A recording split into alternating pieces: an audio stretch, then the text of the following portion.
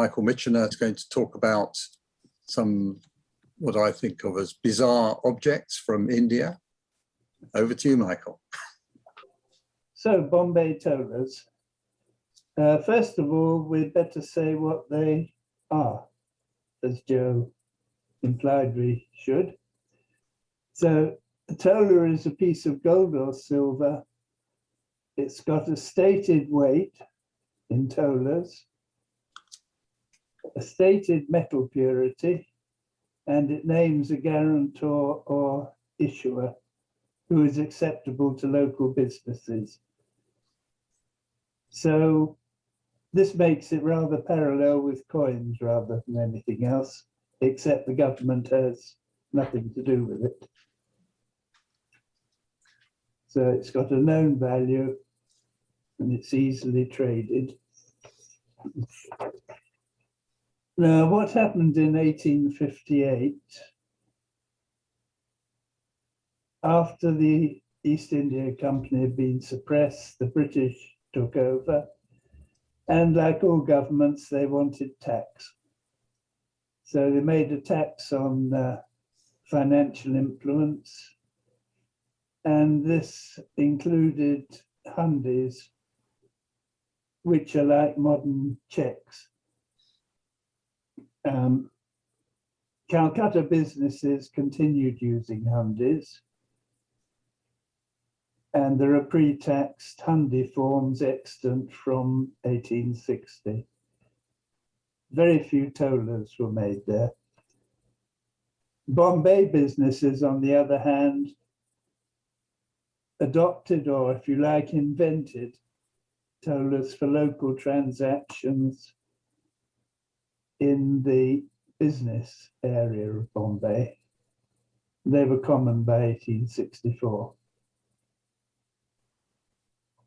Now, if we go back to what happened if you decided to melt down your old jewelry in the middle of the 19th century, if you take it to a refinery that doesn't have a mince, then you're going to come home with some ingots of purified metal. And I'll show you a couple in a minute. The first one is the Jodhpur Sarafa Association, weighing 436 grams, with a silver purity of 9940, which is 99.4%.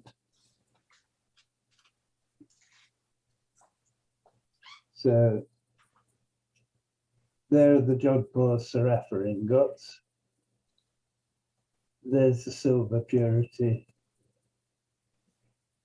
994 was the going purity of pure silver in around the middle of the 19th century.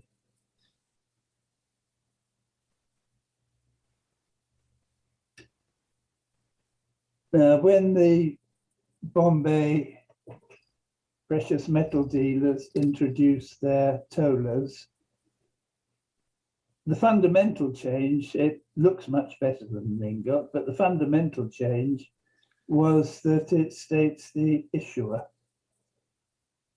And it also states the manufacturer, which was Her Majesty's Mint Bombay, so the Bombay Mint. In the early days of tolas,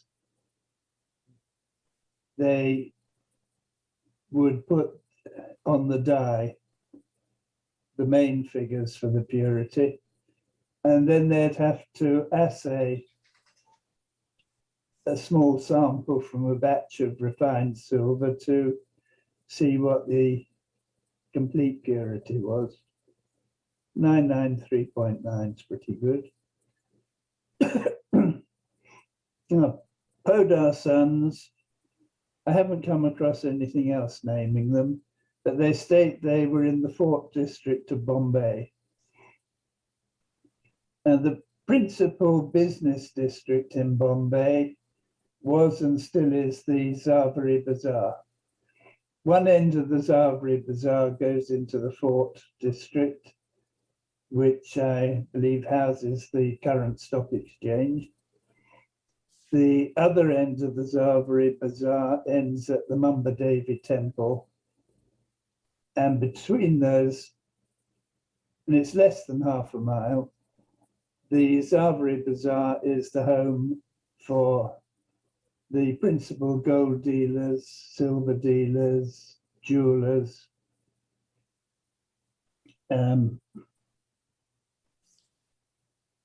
It's also in the Zaveri Bazaar that today, the daily fix and the bullion price of gold and silver is determined for Bombay. So from the Podar tale. So that by far the majority of tolas were actually made at HM Mint, Bombay.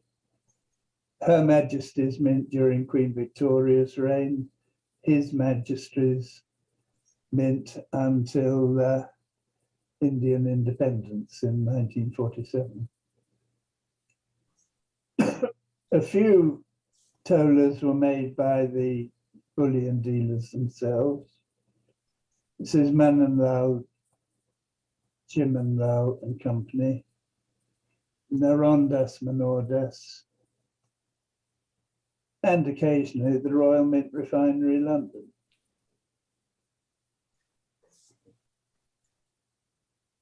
Like the Jodhpur ingots, the prevailing silver purity for the 19th century tolas was 9940. 20th century, it's been 9990.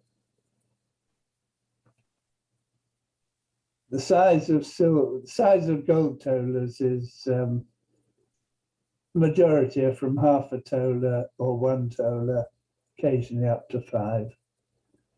Whereas silver tolas, they go from 1 tola to 100 tolas, which is over a kilogram. The main commissioners were the bullion dealers, the goldsmiths and silversmiths in the Zaveri Bazaar, as I mentioned. Gold tolas, the purity is expressed in 3 different ways. Pure gold, which is 24 carat, is 9950. And then there's Guinea gold, which is slightly lower. And gold 100 touch is measured by a touchstone, rarely used. So HM Mint Bombay, 1 tola. We know that it was minted before 1947 because that's when the mint changed to the Indian government mint.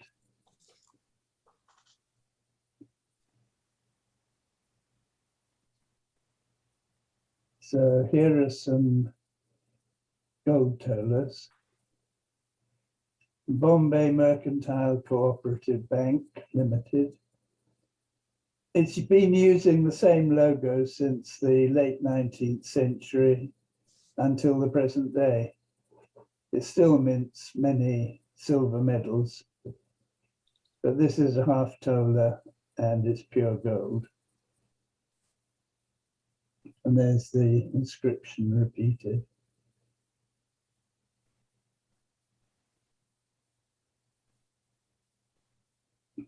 The Habib Bank, it was only operating in Bombay until 1947. And then with partition, it moved to Pakistan. Again, pure gold and 9950. Looks a bit like the Iranian symbol. The previous one had a circular flan, and this one's got a scallop flan, and it's half a tola. The half tolas and the 1 tolas appear in both shapes. I don't know which is the earliest.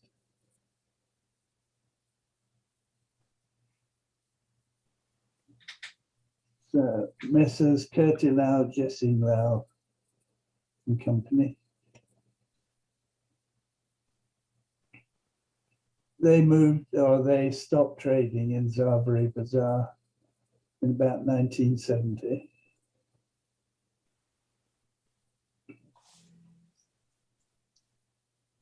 Again, it's a one tola. They like to call this elephant guaranteed fine. But again, it's pure gold, 24 carat.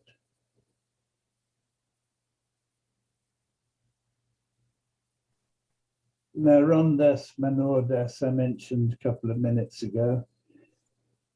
They still have retail premises in the Zaveri Bazaar, but their main works for gold and silver refining elsewhere.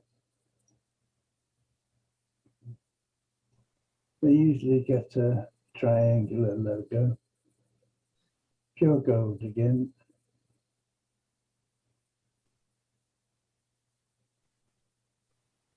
Manilal, Chimanlal. They're probably best represented by the silver tolas, which have got the Gateway of India as their design. We'll have a look at some in a minute.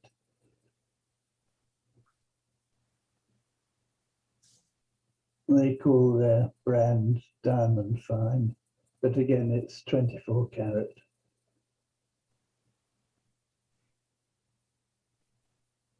They've quite a variety of sizes.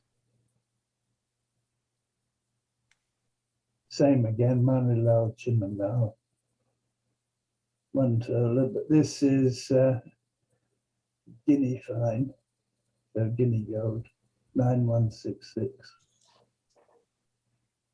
They were in the Zaveri Bazaar as well, but closed for business about 1980.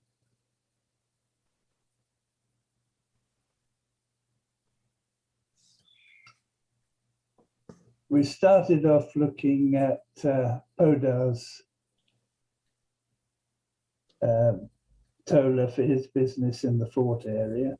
If you go to the other end of the Zaveri Bazaar, you come to the Mamba Devi temple and Mamba Devi district, which is where he was, Vali Muhammad. This is one of the few that says its gold purity is 100 touch. You can read on the quarter as well. He had a fairly small business and died in the 1960s. And I understand that his sons had no interest in the business, and so it closed down. There's someone in Mamba Devi who has a number of these tolas of his. These are silver patterns for gold tolas. So Maganlal, Maniklal. For a 5 tola piece made in 24 karat gold. That also. And this one is in Guinea gold, so 9950. So these are all made by the same company. Habib Bank, we've seen some of the gold tolas. This is a silver pattern for gold tolas. And it's a pattern for gold tolas made in Guinea gold, fine 9166.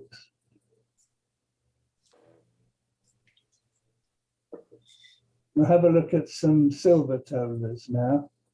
We've seen a gold tola of the Bombay Mercantile Cooperative Bank. This is one of their silver tolas. Fine 999 would give it a 20th century date, no earlier than that.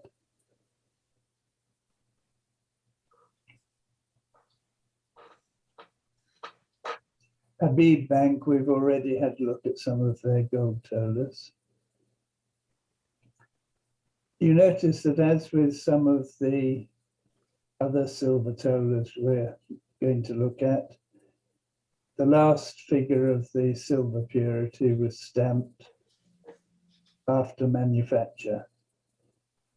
So in other words, the batch of silver had been assayed and the purity was on there.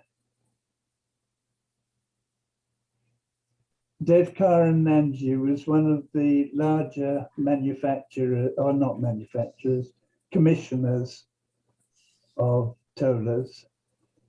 The great majority have got a figure of Lakshmi standing on the right.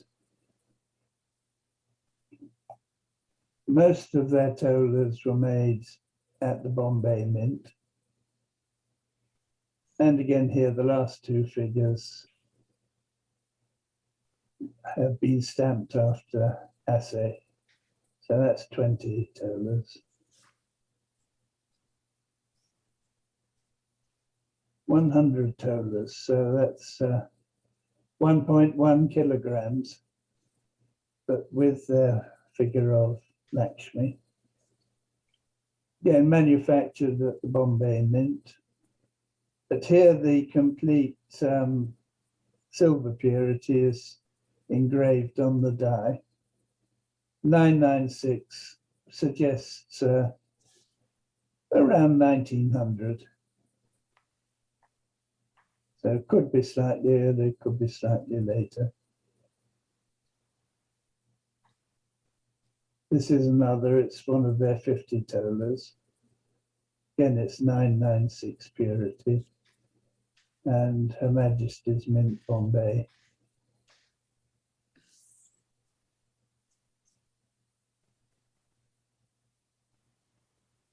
I mentioned that manufacturing was sometimes tendered onwards to London.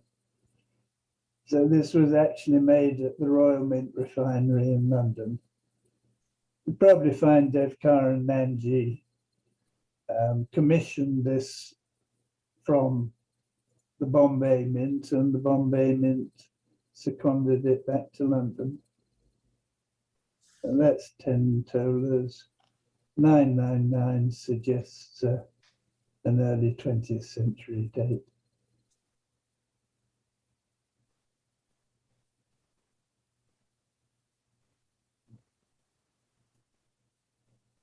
Now, we've been going on about manufacture at the Bombay Mint.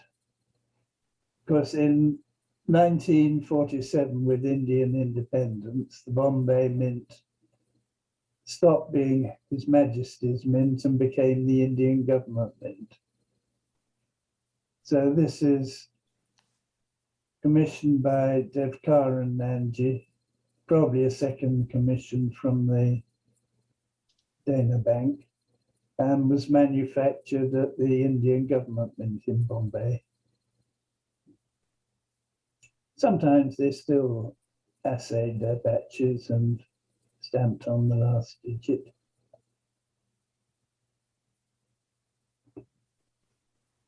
So this one can be fairly tied down to a fairly short period from 1947 before 1952. Bullion was decimalized at an earlier date than coins were decimalized.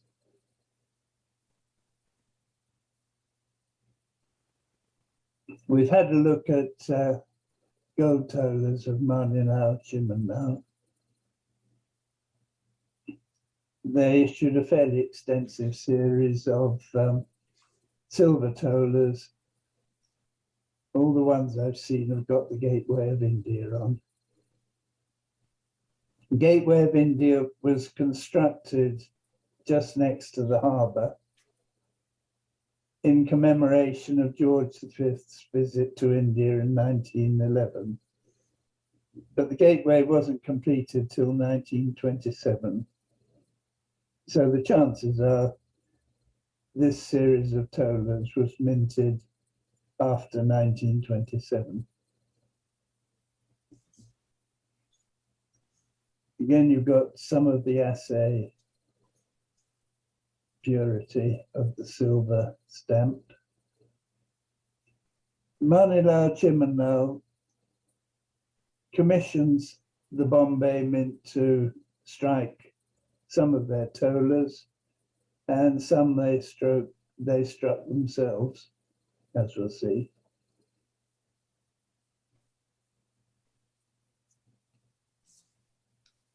Very similar design, but MC and Co. Bombay, this is one of the tolas they made themselves.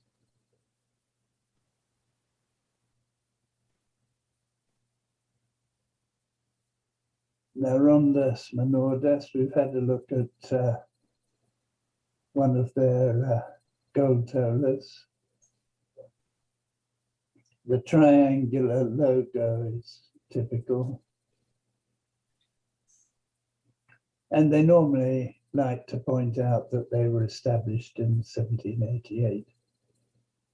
But they're still very active, and they make many silver medals. And they still have retail premises in the Salvary Bazaar.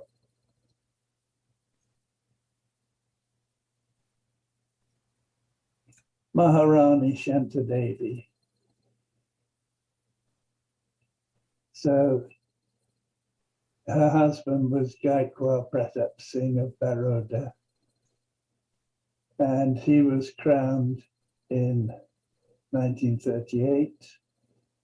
And the Maharani had these tolas minted as gifts for her own personal guests.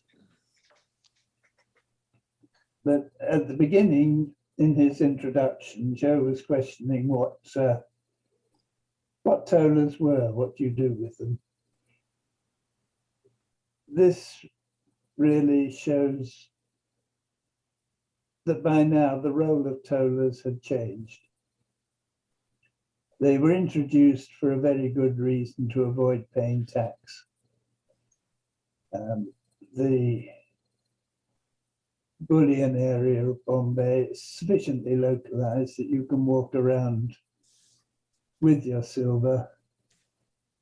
You don't need to convert it into paying a check or paying hundies. But by 1938, there were plenty of coins, and there were plenty of banknotes, as we heard in the previous talk. So the role of tolas had changed. There was no longer any need to use them for business purposes. And from this time onwards, tolas were mainly bullion for investment. You might want to have your savings in bullion and save up some so that you can use the bullion to commission a jeweler to make some jewelry for your wife or for your daughter. Or in this case, you might want to have a present with some real intrinsic value to give to your guests or to give at Diwali. Well, thank you very much, Michael. Well, I've learned a lot from that.